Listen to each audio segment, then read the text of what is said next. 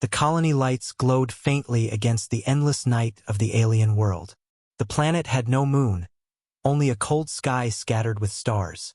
The humans who lived there worked hard every day, building machines, repairing ships, and trying to make the strange world feel like home. Among them was a quiet man named Derek, a mechanic. He spent most of his time in the repair bay, fixing broken engines, damaged drones, and rusted equipment. His hands were always covered in oil, and his clothes smelled of steel and smoke. While others in the colony enjoyed company, Derek liked the silence of machines. But silence had not been the same since the dragon hatchlings vanished. Weeks before, the colony had discovered something incredible: tiny dragons. They were no bigger than cats, with soft scales that shimmered in faint colors and wings too small for flight. No one knew how they came to be near the human outpost, but the sight of them had amazed everyone. The hatchlings chirped like birds and glowed faintly in the dark, a living mystery of this strange planet. For a short time, they brought wonder to the colony. Children laughed as they tried to follow them, scientists argued about their biology, and soldiers debated if they were dangerous. But then, just as suddenly as they appeared, the hatchlings disappeared. One night they were there, the next morning they were gone. No footprints, no signs of struggle, nothing. The humans searched for days. Drones scanned the desert. Guards combed through the rocky hills, and even Derek joined in when his machines were not needed. But no one found anything. Rumors spread quickly. Some said predators took them. Others believed the adult dragons had returned and carried them away. A few whispered darker thoughts, that someone in the colony had captured them for experiments. Whatever the truth, the loss left a heavy silence. Derek did not speak much, but he felt the emptiness more than he admitted. He remembered one night when he had been working late, and one hatchling had climbed onto his workbench, staring at him with bright golden eyes. It had tilted its head curiously, watching his every move as if it understood the strange tools in his hands. For a few minutes, Derek had felt less alone. Now, with them gone, he missed that silent company. On the 6th week after their vanishing, strange things began to happen in Derek's repair bay. First, it was only sounds. Soft scratches against the metal walls, faint chirps that seemed too close to be machinery. Derek thought it was wind or loose cables. But the sounds returned night after night, always when he was alone. Then came the shadows, small shapes moving at the edge of his vision, vanishing the moment he turned his head. He even dropped his tools once, convinced something had crawled across the floor. But when he looked, nothing was there. He told no one. The others already dismissed him as too quiet, too strange. If he said he was hearing hatchlings, they would laugh or worse, suspect him. One evening, Derek worked late again. The bay was dark except for the light of a single lamp. Outside, the alien desert howled with dry wind. He sat on the floor beside an engine block, repairing loose wiring. That was when he heard it. A clear, sharp chirp. Not the sound of metal. Not the hiss of wind. A sound he remembered well. The sound of a hatchling. His heart thudded. He froze, listening. Another chirp answered from the shadows. Then another, softer, like an echo. Derek slowly stood. His lamp flickered as if touched by an unseen hand. His tools rattled faintly on the table. He turned toward the corner of the room, but saw nothing. "Hello?" he whispered, though he knew no human would answer.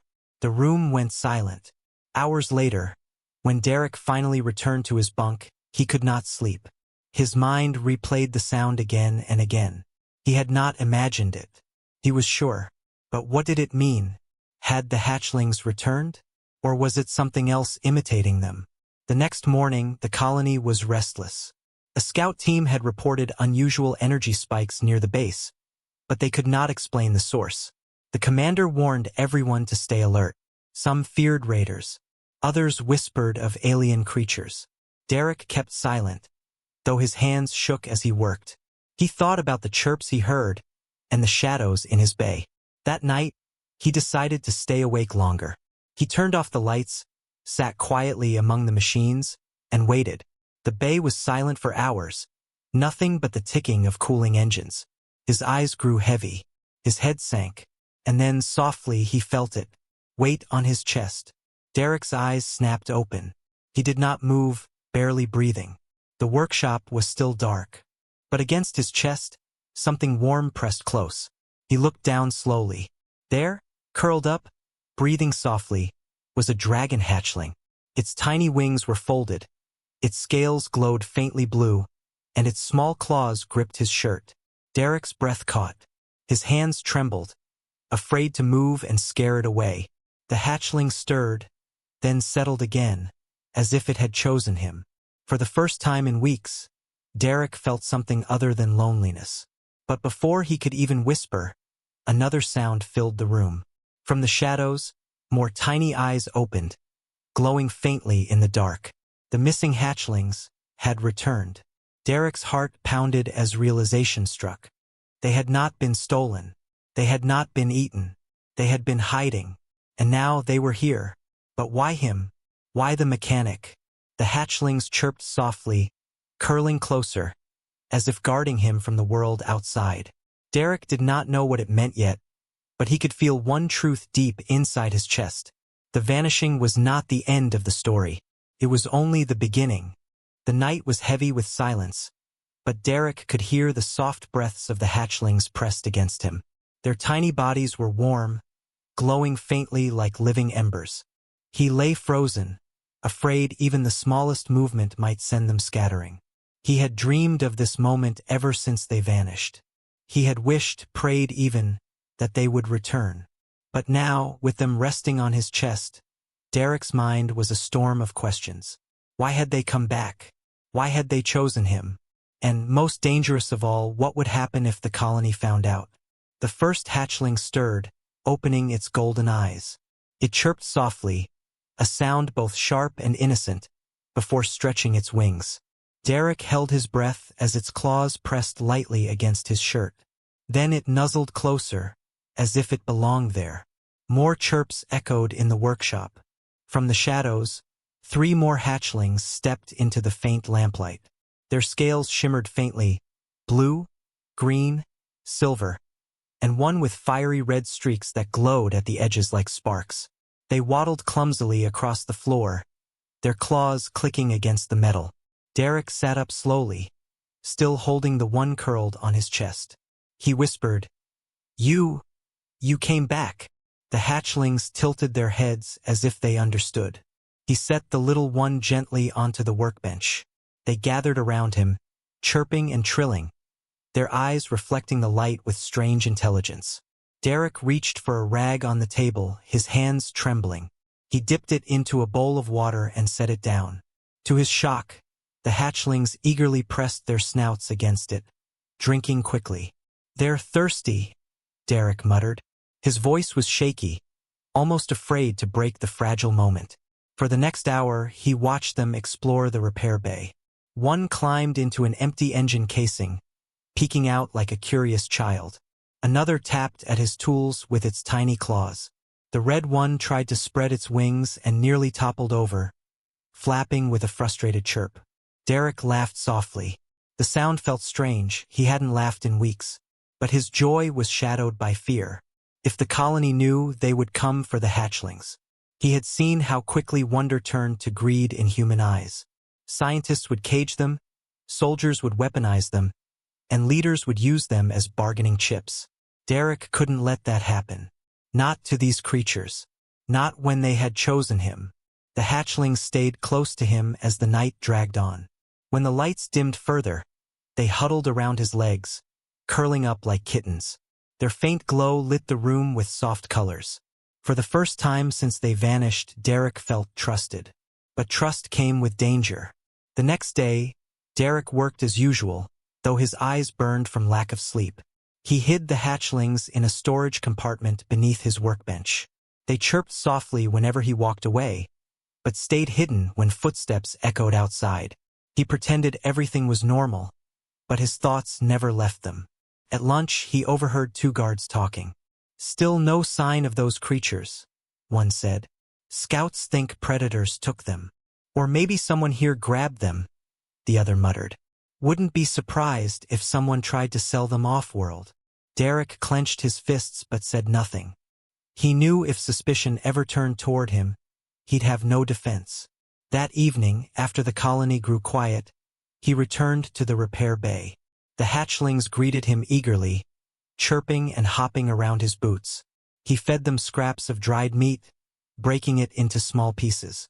They devoured it quickly, their tiny teeth sharper than he expected. After eating, they gathered around him again, climbing onto his arms and chest as if he were one of their own. It was then that Derek noticed something strange. As the hatchlings settled, their scales began to shimmer brighter, pulsing with faint light. The air around them grew warmer, and his tools rattled on the table as if touched by unseen hands. "What are you doing?" Derek whispered. The hatchlings chirped in unison, then stilled. The glow faded slowly, but Derek's heart pounded with realization. These creatures weren't just animals. They had power. The following nights, Derek studied them quietly. He noticed patterns, how their glow responded to his voice, how they seemed to sense when he was upset or calm. The red hatchling even sparked tiny embers when startled, though they fizzled out quickly. He began to wonder if they were learning from him, or worse, if they were testing him. But he wasn't the only one noticing strange things. One night, as Derek prepared to leave the bay, the security system blinked with a warning. Someone had been reviewing camera logs from his sector. The logs showed unusual energy spikes around his workshop, spikes that matched the hatchling's glow. His stomach tightened. Someone was watching. The next morning, the colony commander addressed the workers in the main square. "Unusual readings have been detected near the repair bay," she said. "We believe the hatchlings may have returned. If anyone has seen them, you are required to report immediately. For the safety of this colony, we must recover them." Her voice was stern, but Derek caught the look in her eyes. It was not safety she cared about. It was control. That night, Derek returned to the bay more carefully. He checked the cameras, turning them to face the walls. He dimmed the lights and whispered for the hatchlings to stay quiet. They obeyed, curling close to him, their eyes glowing faintly in the dark. Derek stroked the red one gently, whispering, "We have to be careful. They'll take you away if they find you." The hatchling chirped softly, pressing its snout into his hand. For the first time in his life, Derek felt something deeper than loneliness. He felt chosen, needed, but even as warmth filled his chest, shadows stirred outside the bay. Someone was moving through the dark, and Derek realized with a chill, he wasn't the only one keeping secrets anymore. The days after the discovery were the most dangerous of Derek's life. Every hour he carried the weight of a secret no one else could know. The dragon hatchlings had returned, and they had chosen him. But how long could he keep them hidden? By day, Derek worked like every other colonist. He repaired drones, tuned engines, and replaced broken circuits. People passed him without much thought. He was just the quiet mechanic, nothing more. But by night, everything changed. When the lights dimmed and footsteps faded, Derek would slip back into the repair bay. There, beneath the floor panel of his workbench, the hatchlings waited for him. The moment he lifted the panel, they would chirp excitedly, glowing faintly in the dark. They scrambled up his arms and chest, trilling happily, as if he had been gone for weeks instead of hours. For Derek, who had lived most of his life in silence, their voices were like music. He cared for them as best as he could. He brought water in old containers and scraps of dried meat from the mess hall. The hatchlings devoured everything, their appetites growing stronger each night. But it wasn't only food they craved. They craved him. They followed him everywhere inside the bay, their tiny claws clinking against the floor. They climbed onto his shoulders while he worked, tilting their heads to watch as he repaired machines. Once, the silver-scaled hatchling tried to grab a screwdriver with its small jaws, tugging playfully as if it wanted to help. Derek chuckled. "Not that one. Too sharp." The hatchling chirped back almost like it understood. Over time, Derek began to notice something else, something that unsettled him. The hatchlings were learning. They copied his actions. When he tapped a wrench twice on the table, they tapped their claws in the same rhythm. When he whistled softly, they tried to mimic the sound with high-pitched chirps. And when he frowned, they grew restless, glowing brighter as if reacting to his mood. It was more than mimicry. It was connection. One night, Derek sat against the wall, exhausted. The hatchlings gathered around him, curling up close. Their soft glow painted the room in colors: blue, green, red, silver. The red one climbed onto his chest, staring into his eyes.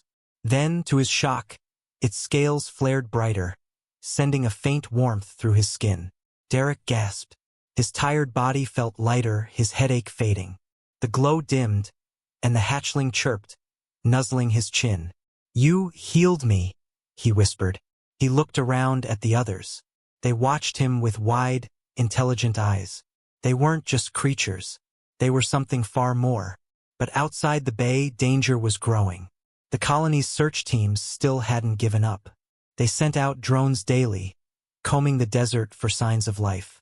Scientists debated loudly in the cafeteria, demanding answers.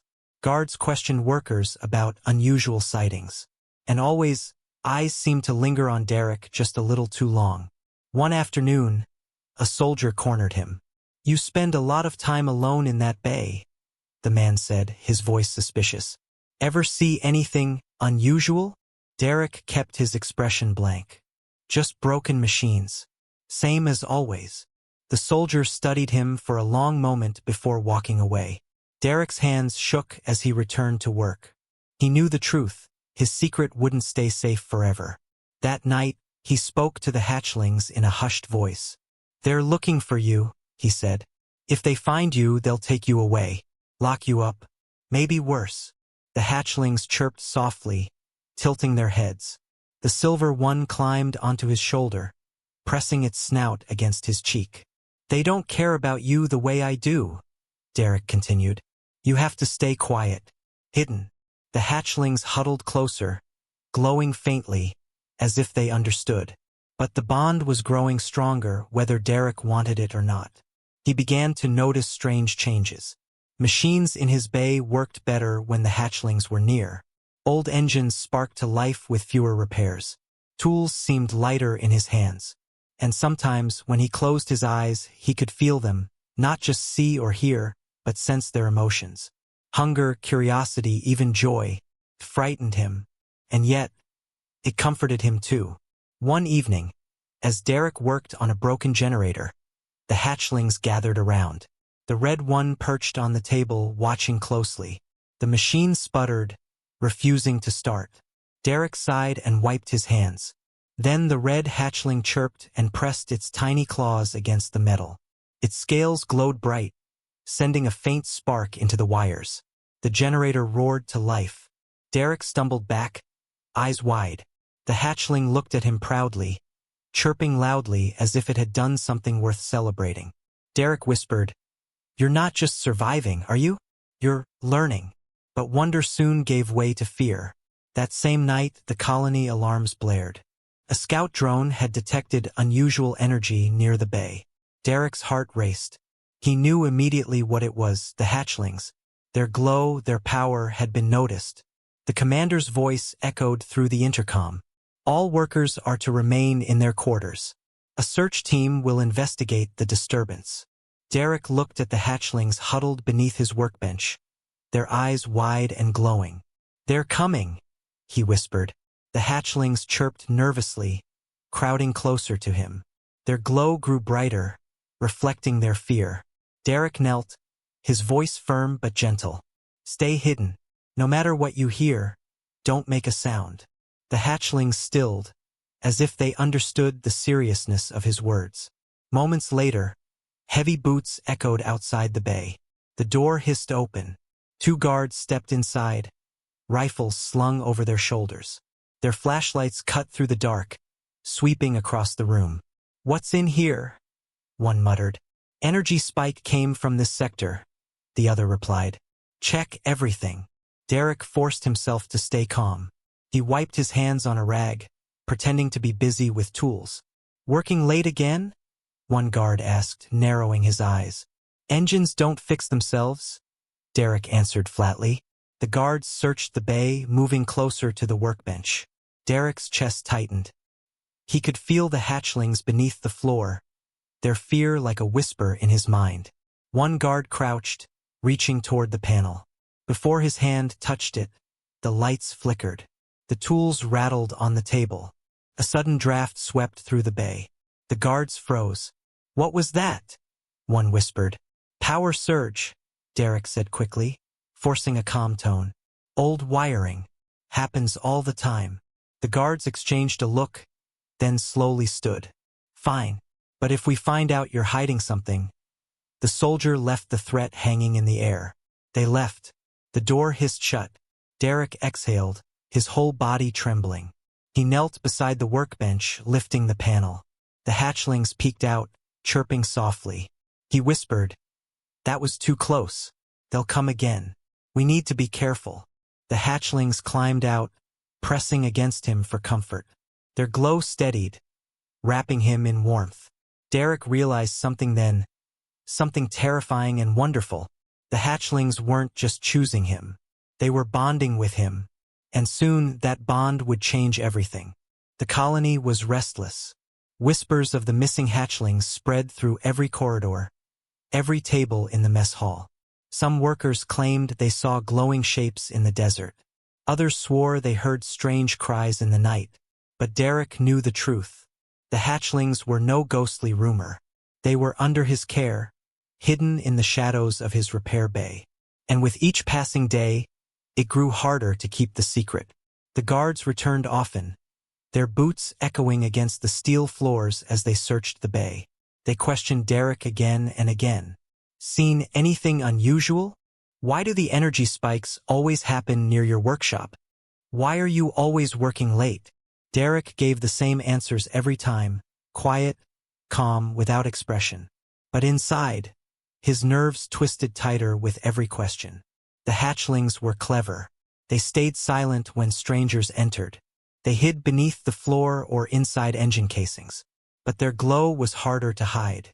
More than once, Derek had thrown a heavy tarp over a suspicious gleam just before a guard's flashlight swept past. How much longer could luck protect them? The colony commander was no fool. She called Derek to her office one evening. The room was sharp and cold, filled with holographic maps of the desert. Her eyes were harder than steel. "You work close to the energy spikes," she said, voice steady. "You're quiet. You keep to yourself. That makes you interesting."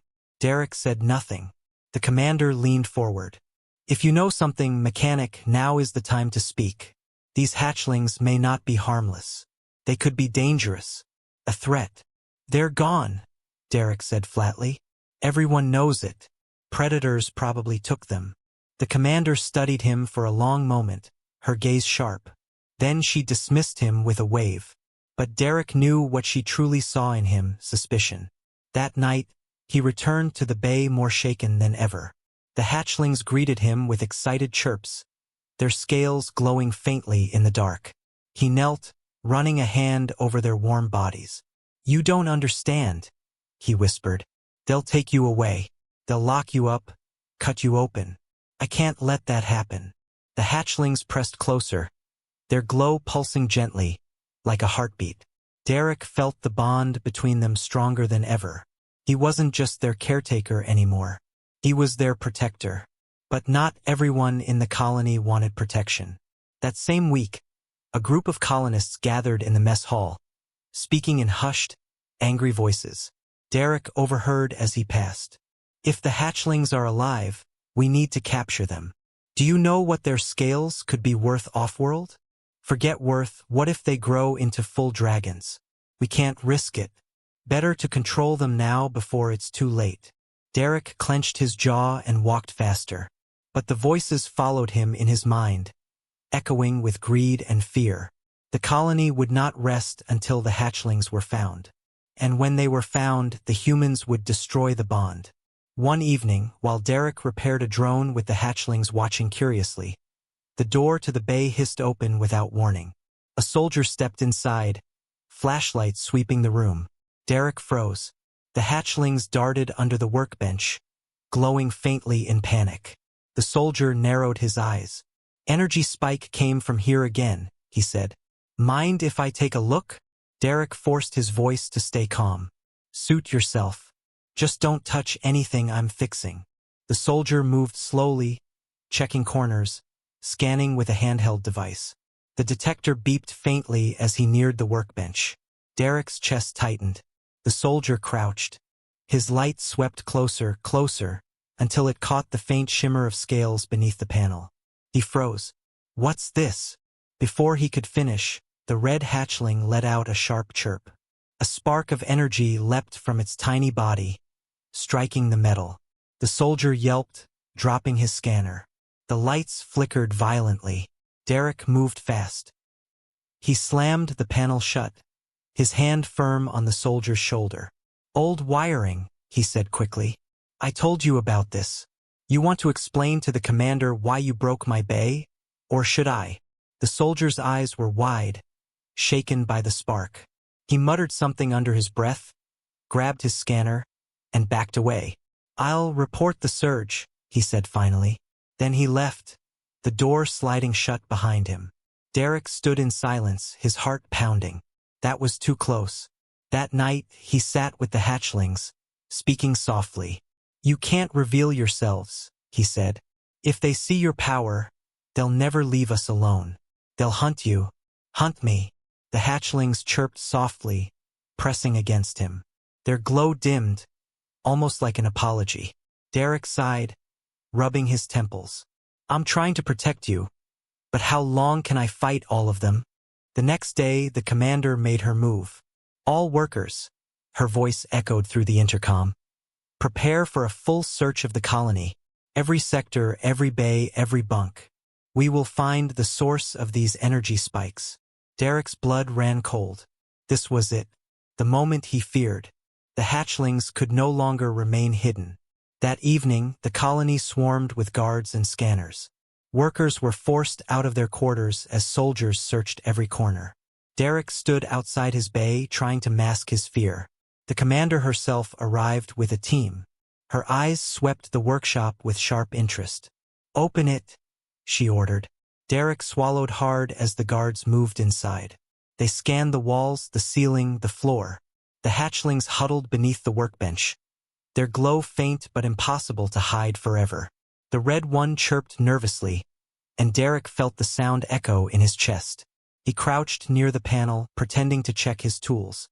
Everything looks normal, he said quickly. Just old equipment. You'll get false readings here. The commander didn't answer. She moved closer, eyes fixed on the panel.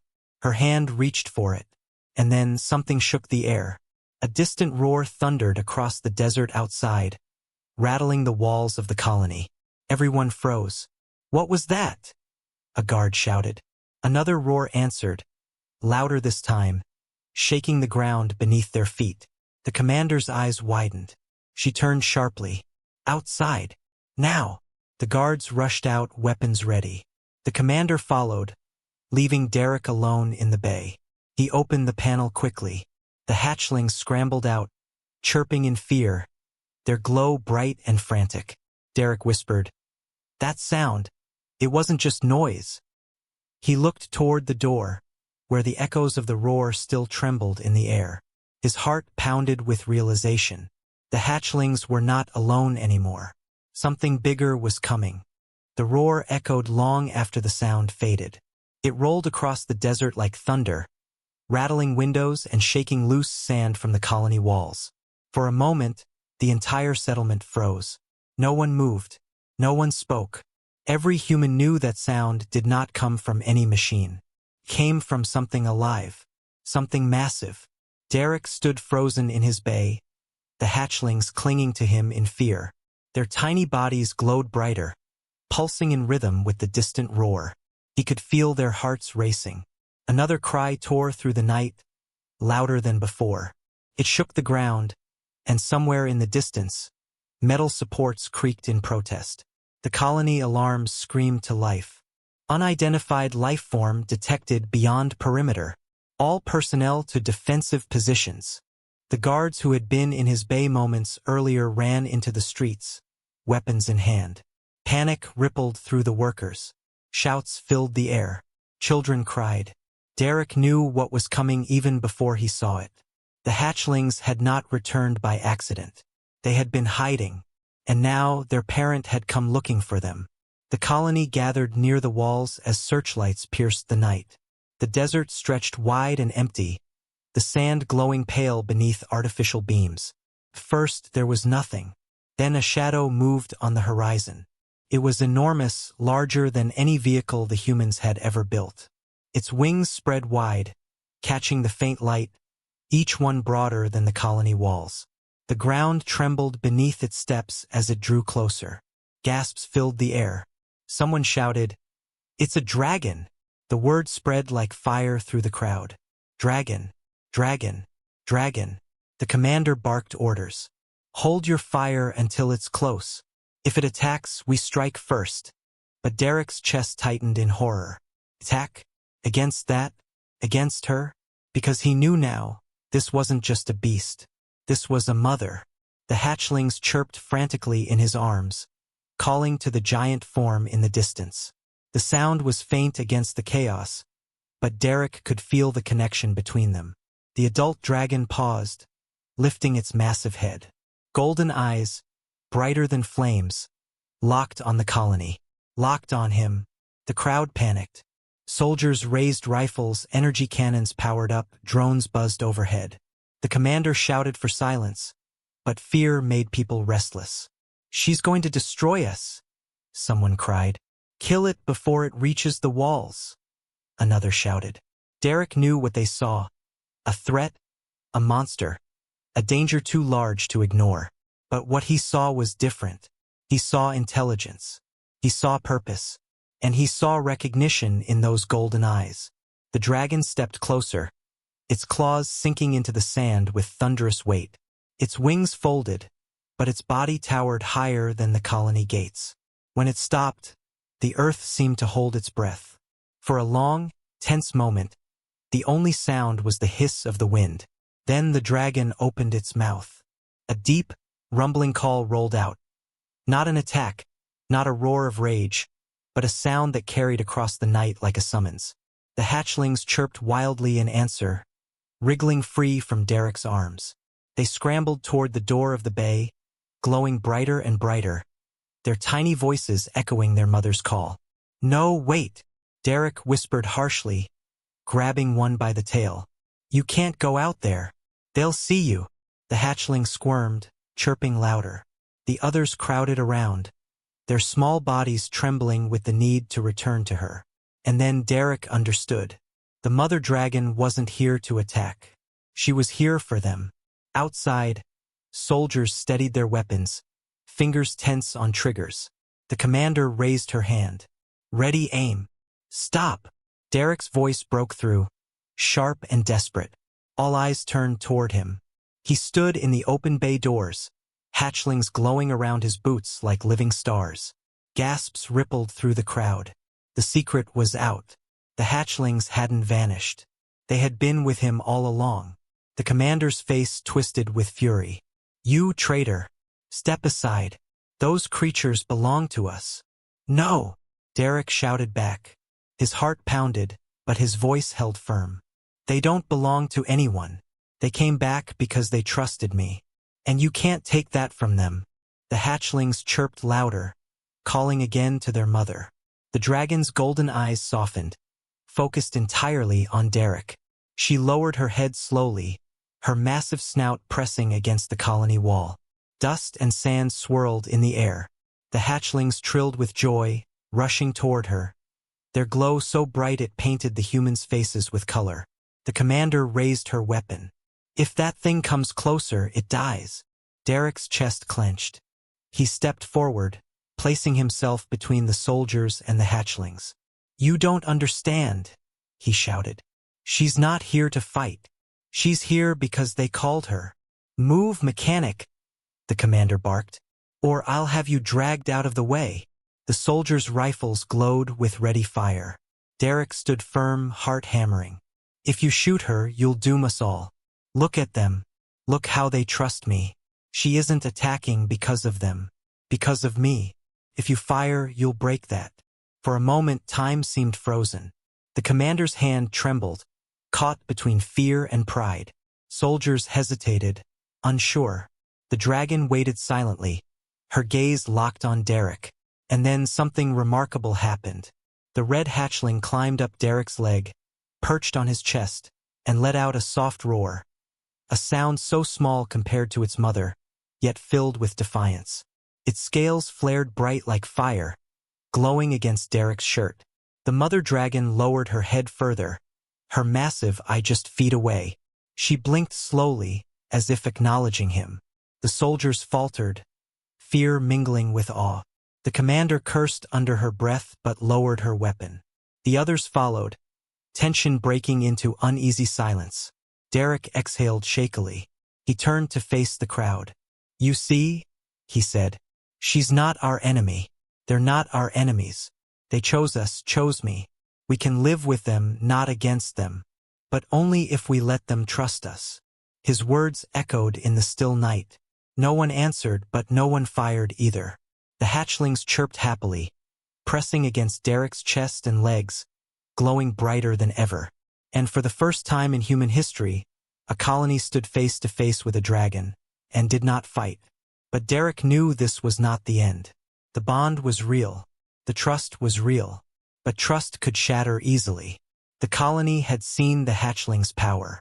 They had seen the adult's strength. Greed and fear would not vanish overnight. The true test was still to come. And deep in his heart, Derek realized a truth that both terrified and thrilled him. The dragons had not just chosen him as a friend. They had chosen him as their protector. The night was heavy with silence. The mother dragon waited beyond the colony wall, her golden eyes glowing like fire. The hatchlings clung to Derek's chest and legs, their small bodies humming with warmth and light. No one moved. No one spoke. The commander's hand twitched near her weapon, her jaw tight with anger. Soldiers stood frozen, unsure if they were staring at a miracle or a monster waiting to strike. Derek's throat was dry, but he forced his voice to steady. "They came to me because they trust me. If you fire at her, you'll break that trust. And once it's gone, you'll never get it back." His words echoed through the crowd. The only answer was the restless shuffle of boots on sand and the nervous crackle of the colony alarms.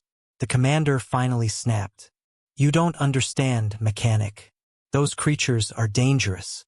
Today they sit on your chest. Tomorrow they might burn this whole colony to the ground. We can't gamble on the mercy of beasts." "They aren't beasts," Derek shot back. His voice cracked, but his eyes stayed locked on hers. "Look at them. They chose me. They chose us. You keep calling them monsters, but maybe the real monsters are the ones pointing guns at children." Gasps spread through the soldiers. Even some workers in the crowd lowered their heads in shame. The hatchlings pressed closer to Derek, as if shielding him from the commander's fury. The mother dragon stirred, her wings shifting like storm clouds. One move from her could bring the walls down. The soldiers raised rifles again. "Stand down," the commander barked. "If she makes one move, we—" "Stop," Derek shouted, louder than he ever had before.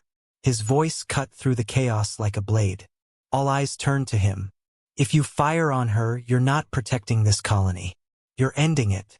He pointed at the hatchlings glowing against his chest. "They're the reason she hasn't torn this place apart already. Don't you see? She's waiting to see what we do.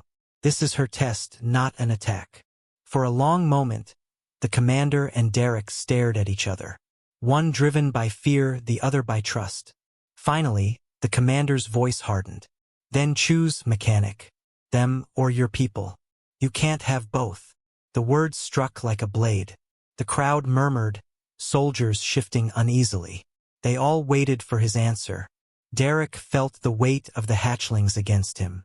Their small hearts beat fast, their glow pulsing with every breath. He looked at the frightened faces of his fellow colonists, his people, the ones he had worked beside for years, repairing their machines, keeping them alive. And then he looked into the golden eyes beyond the wall. Eyes filled not with hate, but with patience, with hope. The choice was clear, but it was not easy. Derek stepped forward slowly, his boots crunching on the sand. The hatchlings clung tighter, but he whispered softly, calming them. He raised his hands so everyone could see he carried no weapon. "I choose them," he said firmly. His voice rang out across the colony. "Because choosing them means choosing a future where we're not alone, where we're not the only ones who matter." The words hit like thunder. Some gasped in shock. Others lowered their weapons, conflicted. The commander's face twisted with rage. "You would betray your own kind for animals?" Derek shook his head. "I'm not betraying anyone. I'm showing you that trust is stronger than fear. If you fire now, you'll make dragons our enemies forever. But if you let me stand with them, maybe we earn something greater than survival." The hatchlings lifted their voices, chirping in unison. Their glow spread brighter, bathing Derek in a soft aura. The mother dragon lowered her massive head, her snout almost touching the ground. She released a deep, rumbling sound. Not a roar, but something softer, almost approval. The crowd fell silent, awed. For the first time, they saw not a monster, but a bond. A bridge between human and dragon. The commander raised her weapon again, trembling with fury. "Enough! Step aside or I—" But she never finished. The red hatchling on Derek's chest let out a sudden roar.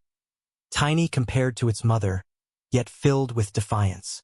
Flames flickered briefly in its throat, a spark of the power it would one day wield. The commander froze, eyes wide.